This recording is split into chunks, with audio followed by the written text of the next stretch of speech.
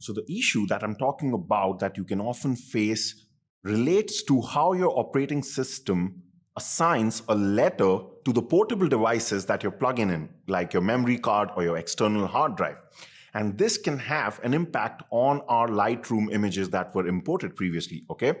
For instance, throughout this course, you have been seeing me use my external hard drive. And what was the name usually that for the drive name for that was F drive elements. That was the name for that external hard disk. Right now, I've not plugged it in, so you can't see that. But F drive has already been taken up because I've already inserted the memory card or the SD card from my DSLR. So it has assigned it the next available letter, okay, of between E and G, and that was F drive. So all the other drives here are from the computer itself. So the remaining one was F, and it just assigns it.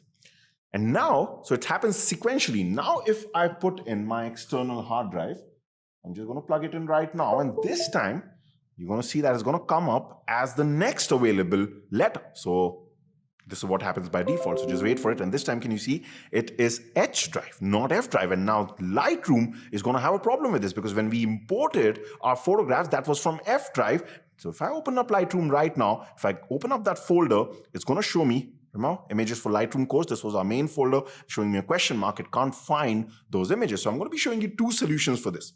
One right now. What is the temporary solution so that we can do this quickly within Lightroom? Well, that's very easy. We're just going to hit the right click on that missing folder and click on find missing folder like I'll be just showing you. But also I'll be showing you a more permanent solution for this so that you don't face this problem again and again. And that'll actually happen by reassigning the name of the external hard disk itself. Okay. First, let's see this quick solution.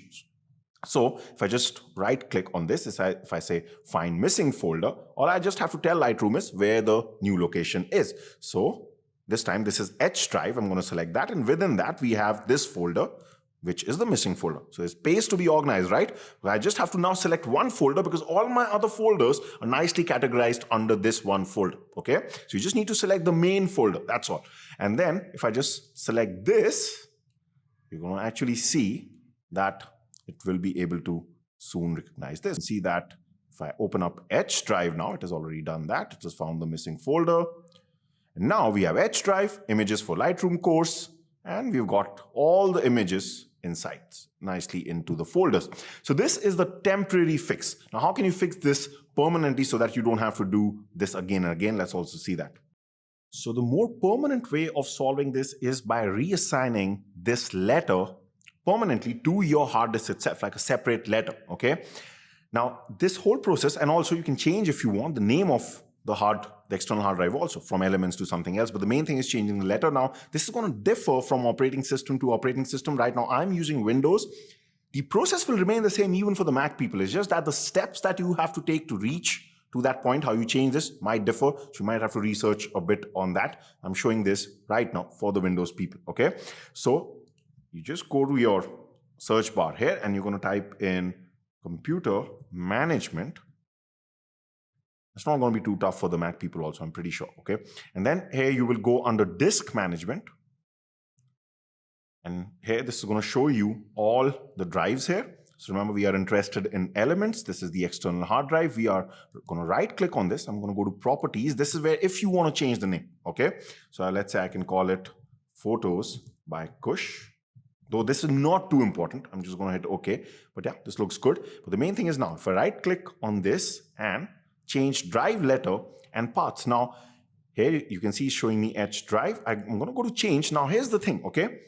When you're doing this, it's a good idea to give it like a, in the alphabets, like the alphabets towards the end, so that, if you are even using multiple portable devices, it simply won't reach to that particular alphabet. Okay, just like this is going to be way down, something like, let's say, U or something like W, doesn't matter, but something which is really late into the alphabet series. Okay, so let's say I can even choose P, it's not going to matter too much, but let's say I select U in this case. Okay, then I for sure know that even by any chance, Windows is not going to rename because I'm simply not going to sequentially reach there. Okay, anytime I will not have that many devices plugged in the computer. So I can hit OK, and you can see it's going to just give this thing, and I'm saying yes. And now this is photos by Kush U drive, and that's it. So I can just close this. And now let me just quickly take this out and just plug it back in, and let's just see that, does it retain the name and this drive letter change that we have done. Right, so I've just plugged it out, and now I'm just going to plug this back in, and hopefully it will stick to the name that we have given it. And there you go, Photos by Kush, U Drive. And just one more change now I'll have to make it. Just do that once again. In Lightroom, just repeat the process once again and you're good to go. So that's how you solve this issue.